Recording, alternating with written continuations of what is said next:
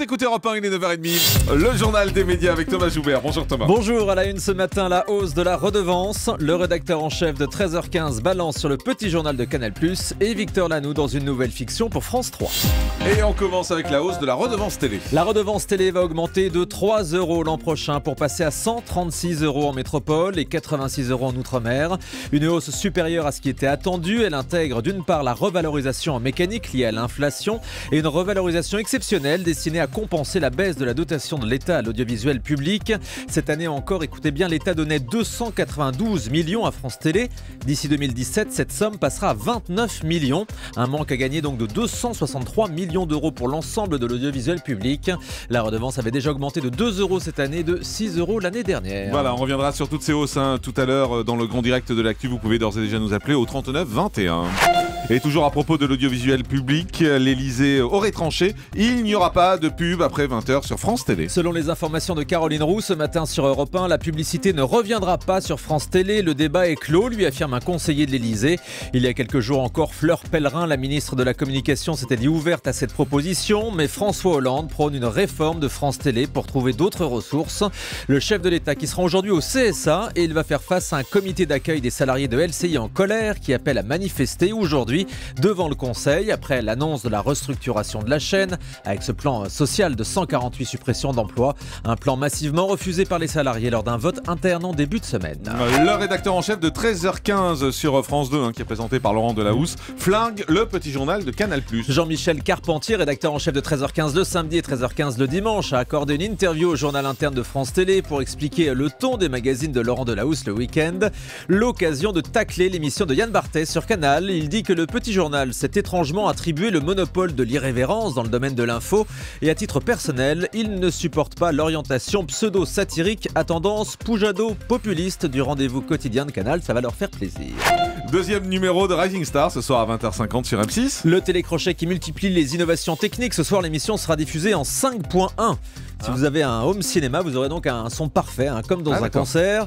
Vous pourrez donc entendre les cris de joie ou les larmes de Cathy Guetta, membre du jury. Certains lui reprochent d'ailleurs d'en faire beaucoup trop dans Rising Star. En tout cas, elle l'assume. Cathy Guetta au micro Europe 1 de Membre.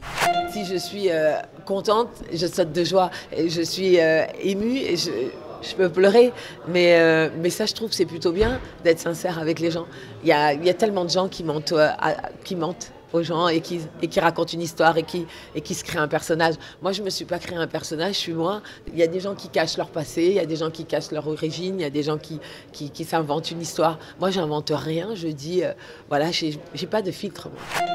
Toujours sur M6, le quiz interactif Qu'est-ce que je sais vraiment va bientôt faire son retour. Karine Le Marchand et Stéphane Plaza vont tourner de nouveaux numéros le 3 novembre prochain. C'est une agence chargée de recruter du public qui l'annonce sur son site internet. La production recherche 300 étudiants qui seront confrontés à 4 candidats people en plateau.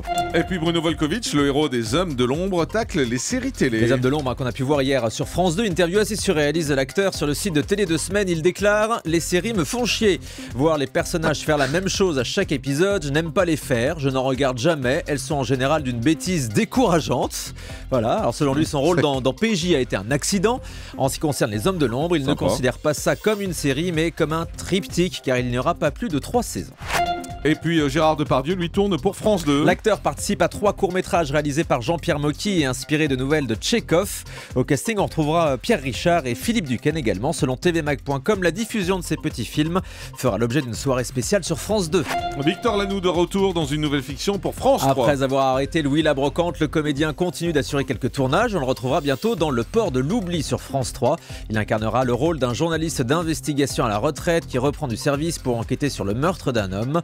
Il est persuadé d'ailleurs que la femme qui est accusée est innocente. Le tournage a commencé hier au Tréport en Seine-Maritime et va se poursuivre dans la région Nord-Pas-de-Calais jusqu'au 27 octobre. Et puis aux États-Unis, la chaîne américaine CBS a été condamnée après la mort d'un agent de sécurité sur le tournage de la série NCIS. En février 2011, un agent chargé de la sécurité sur le plateau de NCIS avait été renversé par une camionnette de la chaîne qui transportait des membres de l'équipe de la série. La justice américaine vient de condamner CBS à dédommager sa famille à hauteur de $10 millions.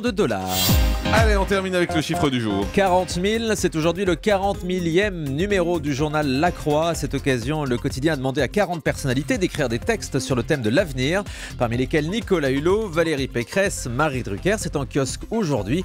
La Croix qui est plus vendue que Libération, selon les derniers chiffres de diffusion de la presse écrite. Merci beaucoup Thomas. Le grand direct des médias, Jean-Marc Morandini.